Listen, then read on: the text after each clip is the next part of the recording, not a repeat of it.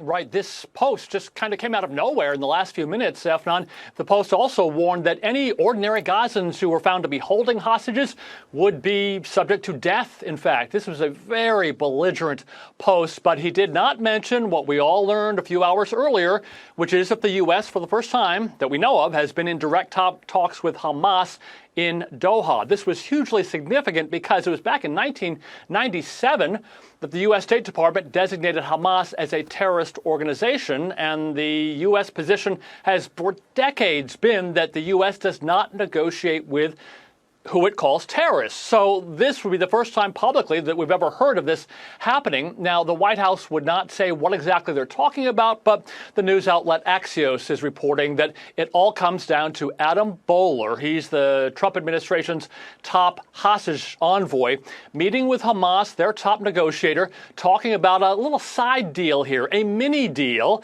just to get the American hostages out of Gaza. That's one who is living, a young man named Eden Alexander from New Jersey. The four others are dead, so getting their bodies out as well. And this sort of side deal, this mini deal, it is hoped possibly that would lead to a broader truce here. Kind of like, that Ukraine rare earth mineral deal, not really having much to do with the overall ending of the Ukraine war, but might be a deal that gets us closer to an overall peace. Anyway, you mentioned that Israeli Prime Minister Benjamin Netanyahu's office put out a statement saying that they have conveyed their thoughts on all this to the White House. They didn't say what those thoughts are, but it's a pretty good bet, Efnan, that they are probably not too happy because this mini deal would put more pressure on Netanyahu to reach a broader overall hostage agreement and to get to phase two.